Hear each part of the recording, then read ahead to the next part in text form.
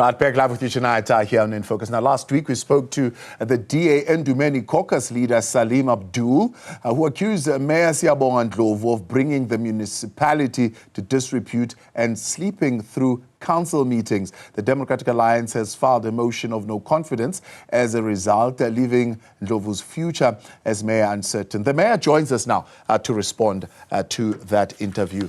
Kacheni, good evening, and thank you very much for your time and coming through certainly to respond to some of the issues that have been raised, particularly around your position as mayor in eNdumeni. First and foremost, can you take us into your confidence around what happened in that virtual executive meeting on the 30th of September, where a clip has been circulated where it appears you've been captured there sleeping?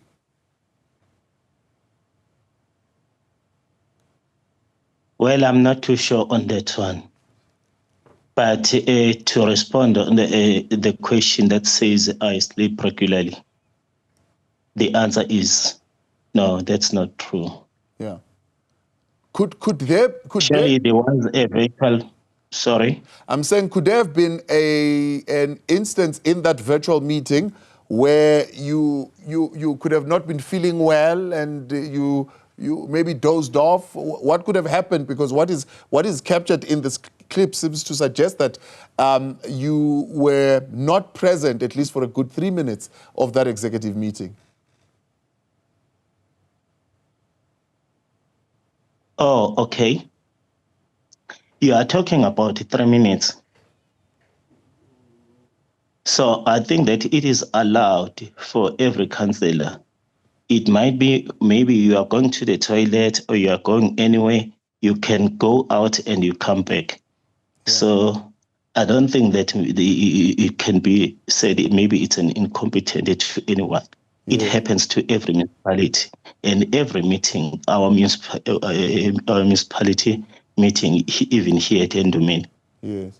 If you are talking about, did you alert the councillors that you are going to go to the restroom for 3 minutes? No, I did not. Okay. Maybe the other thing which might have the cause, because that meeting had only 3 items, of which it means that meeting should have lasted an hour or less. Okay. Because the councillor is only allowed to speak 3 minutes to 5 minutes, and the councillor speak only once. Right. In a meeting. Right. So, and then that meeting took about 4 hours. Yeah. So you as the chair of that meeting would have been exhausted, I suppose, at that particular point in time when the meeting went over the 1 hour, because what we are hearing here are sounds really of snoring and somebody sleeping in this particular meeting. Well, I'm not sure because, yes, I might be exhausted, but I've never heard that clip you are talking about. Okay. And you are, of course, just addressing the question that this is not a continuous, perpetual habit that happens when you are conducting meetings as the mayor. True. Let's talk then about some of the other issues that have been raised. One, that you have no regard for this particular position as the mayor. In fact, you have brought the council or the municipality into complete paralysis. Even though you're in a working relationship, for example, with the Democratic Alliance, you are not prepared to engage with them. You avoid caucus meetings. The last caucus meeting, they say, was in December 2023.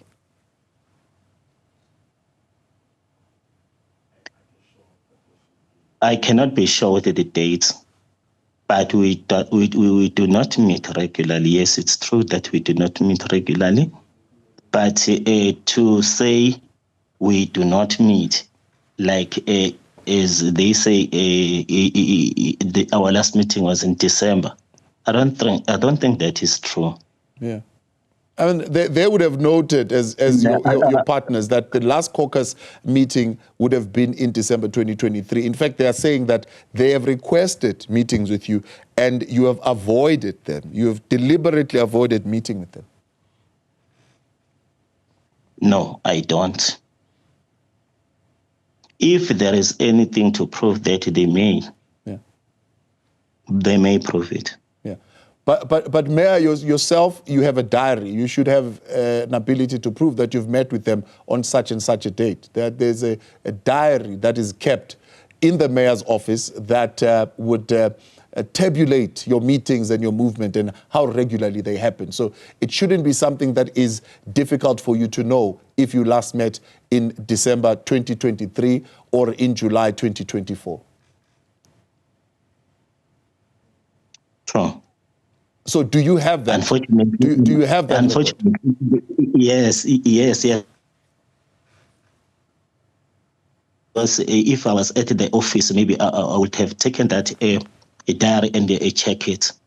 Yeah. So that I respond correctly in that question. Yeah.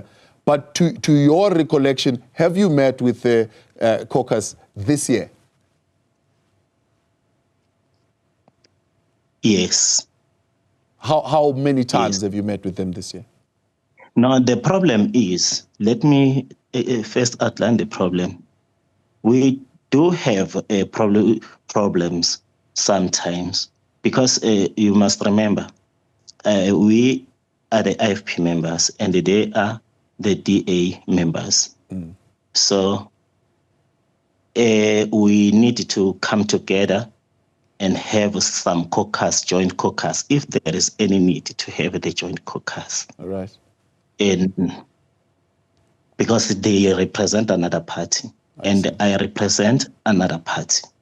And then that is why I was trying to avoid to answer this question directly, because we, the IFP, also have our own caucus meetings. I see. And they have their own caucus meetings. Yeah. And then somehow, we then come together and have the caucus meeting jointly. Okay. What have been the causing the challenges between yourself and the DA? Because I believe you are in a working relationship in that municipality. So, as partners, what have been the issues that have got you, of course, in this cycle of not meeting regularly?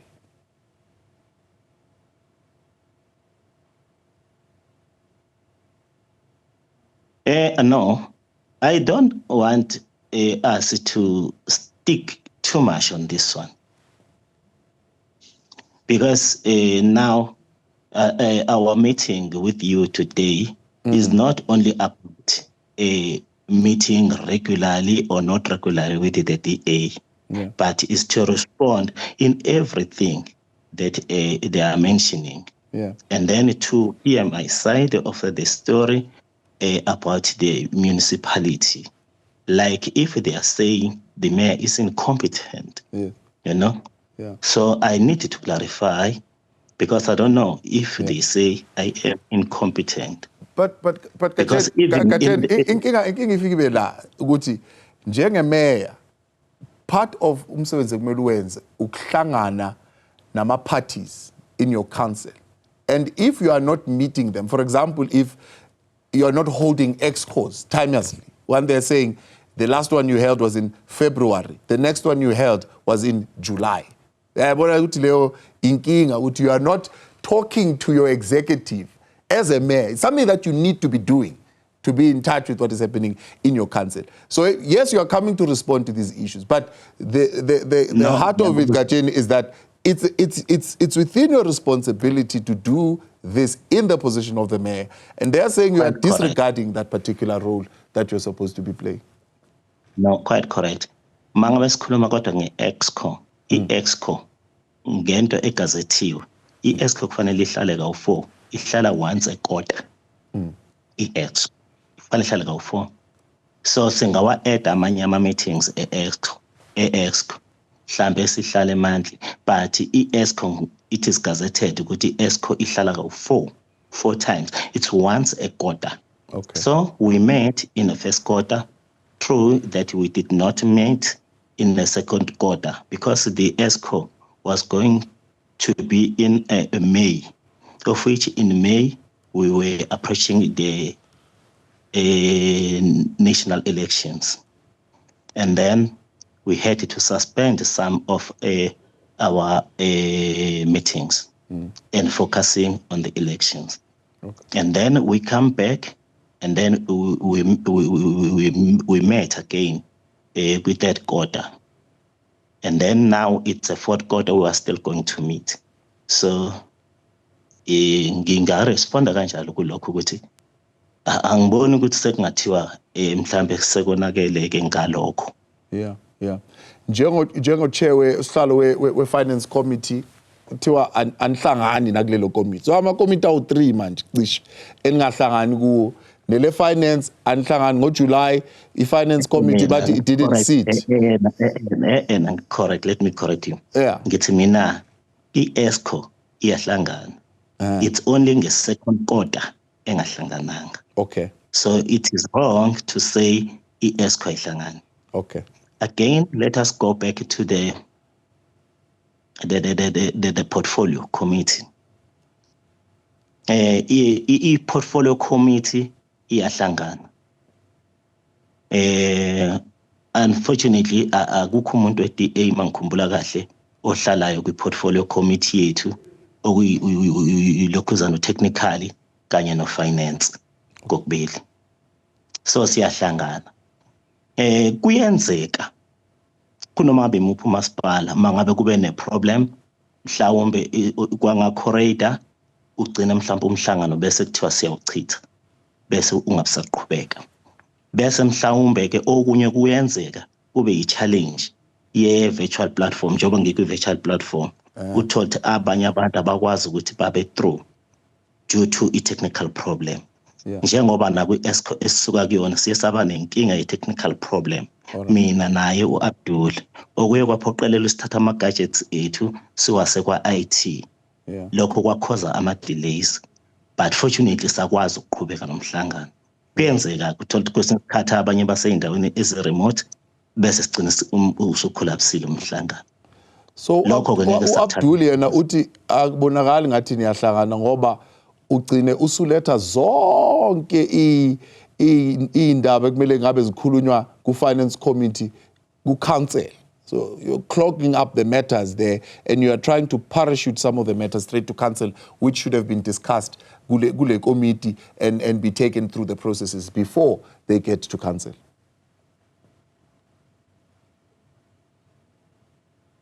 Mhlambe ukhuluma ngento eyenzeke kangaki msakazi.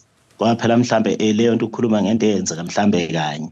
Akulona iphutha lelo mangawuthi igcine ingazange kwazi ukuhlala i-committee lethu ngenxa lesizathu engiyibekile ukuthi bese siyidlulisa ziye kwikhanseli ezinye zezinto esuke siyibona ukuthi zibalulekile ziyaphuthuma ngoba uma ngabe kwenziwa i-agenda ngikukhumbuza i-agenda kwesinye isikhathi isuke icacisa ukuthi le item iyadlula nje kwi-ESCO but iya kwikhanseli.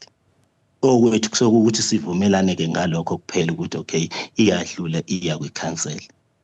Angiboni khona into esuke wrong lapho ukuthi uma ngabe kuba nama-items aparachutile because nakhona kwi-ESCO sike sithi masihleli bese sithola ukuthi nama-items okufanele vele adlule aye kwikhanseli kube ikhanseli eyodecide ngawo hayi kudecide thina njenge-ESCO. Yeah. Khatshena sikhulume-ke ngendaba yemoto bathi-ke imoto yameya yaphuka but manje imoto yemeya iphuka ngoba umeya akafuni ishayelwe umuntu okhethiwe ukuthi ashayele le moto. Lo ishayelayo ngiyabona akakwazi ukuyisebenzisa kahle le moto igcina isiphukile. Manje umeya uhire nje imoto ngokuthanda kwakhe. Cishe 440,000 wonke. Uhire imoto nje. Kule nyanga edlule 22,000 uspendile ku fuel and but uhlala 20 kilometers away at least on return. I understand ukuthi ama mile angaka usuku yapi man. Angireport phela ku-Abdool. mina njengomeya lezi insiza zikamasipala ake ngilinganisele kade sibiziwe nje sibizwa uminister eMidrand umsebenzi loyo engiwusebenzayo njengomeya so mayikhuluma ngo20 kilometers away ukusuka la engikhona ngiya eMidrand ngiyacabanga ukuthi ama-kilometers mhlambe angaphezulu kwa400 so mawubuka i-return ezosho ukuthi ama-kilometers awu800 so they are miscalculating sometimes because ukusebenza kwami njengomeya ngisebenza for 24 hours not within the jurisdiction of eNdumeni kuphela uma ngabe nje kusasa kuthiwa uminister wakwa-caucus uMEC wakwa-caucus uyasifuna eThekwini kumele ngingene emotweni ngilalele umyalelo ka-MEC wakwa-caucus ngihambe ngiye lapho ngayo le municipal vehicle so kodwa ke kurongi ke if kungukuthi ke kubukeka sengathi mhlambe ke ngi-abusive so ke nalapho kungaphenywa phela mawukuthi kubonakala ukuthi cha angenzanga kahle kulokho kuthiwa wena wawatshela nakukhansela ukuthi akekho umuntu ozokutshela ukuthi uthele kangakanani upetrol uzawuthela ngendlela ofuna ngayo sakazi imoto ayihambi phela ingena petrol ngangingalwi ngangisho kodwa bakubeka kaphela masebethi ngingawuthela ngendlela engifuna ngayo ngisho lapho ukuthi imoto engiallocateele yona yomkhandlu nginikeziwe ilungelo lokuthi ngithele upetrol so abengenzi sengathi ngisuke ngiwuntshontsha upetrol suke ngithela upetrol okunye ekufanele kucace angizishayeleli ngizwe ngathi ukhuluma ngendaba kuyishayelela angizishayeleli futhi angizihayarisheli izimoto ekufeni kwemoto yomkhandlu kwahlalwa phansi kwekhansela ngibe ngisachaza i-responsibility not ka manager wami umanager wami uyayafake isicelo kumanager ophethe umkhandlu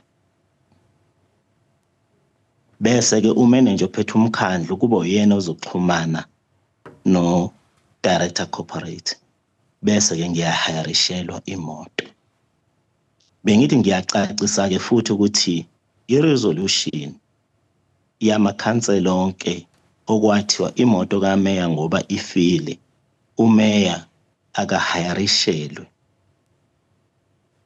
imoto hayi ukuthi I do things as I like or my office do things as it likes. It is not true. Isikhona isikhathi esibekiwe ukuthi yohayarishelwa kuze kube nini imoto yakho yomkhandlu iyolunga nini? Asikho isikhathi. Okunye okwakusikhalisa kakhulu lokho ukuthi imoto isihlale isikhathi eside ingalungile. Ngoba njengami nje nganginento ethi angeke kuphele inyanga imoto ingalungile. But unfortunately yaphela nenye kwaphela inyanga eziningi imoto ingalungile. As gene kulodaba ke one lama officials aw 4 ebewe suspended but makufika wena wawabuyisa lama officials. 2 wa buyisa uCFO obeke thathe isettlement ecishe ifika ku 960,000 kodwa wena wambuyisa futhi ngenkani ke asisho kanjalo ukuthi abuye. Okay, kwethusa ke engikuzwayo lapha ku resign uCFO wethu uBaba Ngcobo kwavuleka ivacancy, then advertiser ba-apply abantu kwakhethwa ikomiti ipanel ezoyohlala usihlala leyo komiti kwakufanele kube municipal manager. Since-ke mina ngu-chairperson walapha kule department yakwa-finance, kwakufanele ngibe khona bese kulandwa umuntu oyi-expert from omunye umasipala ukuzoselekelela. Wayekhona-ke uCocta ukuzosibheka aselusi ukuthi izinto zihamba ngendlela yini. So manje makuthiwa mina ngabuyisa u-CFO, abantu bonke babe-aplayile laphana, kwenziwa i-shortlisting, wa-shortlist, kwayiwa kwi-interview, wa-interviewa, wawina. Angazi ukuthi kwakufanele ngenze njani umuntu uma yiwinile ku-interview kufanele ngimxoshe. Nokuthi alikho icala elisenkantolo mina engilaziyo ngo-CFO. U-CFO engikwaziyo wahamba ngo-2017 wayosebenza emkhandlwini wasemvoti. So thina njengoba ekhona manje ingoba ethathwe emkhandlwini wasemvoti. Lokhu kwe-settlement angikhumbula ukuthi kunenkinga ngoba phela kwakuyenye i-term leyo ayethathe khona i-settlement. Angazi ukuthi khona yini umthetho othi umuntu mangabe kade ethatha i-settlement angaphinda kuye emkhandlwini. Yilokho engakuphendula. Alright. Manje-ke makuthiwa ngambuyisa ngenkani, I don't understand it again. Yeah, you were persistent ukuthi ufuna yena awufuna omunye. Angithi wayo number 1. Wakwaya ku-interview umsakazi. Yeah. Mangabe uskorile ku-interview waba uposition 1. Yeah. Kusuke kungasho yini ukuthi njengoba sifuna umuntu oyedwa lo uposition 1 kufanele kube uyena ongenayo. Hayi. Siyakuzwa ke me. Asishiye lapho Kajeni. Thank you very much for coming on this evening. That's the mayor of eNdumeni. They're replying to some of those issues that have been raised by the Democratic Alliance in that municipality. What's making news tonight on In Focus when we continue next week?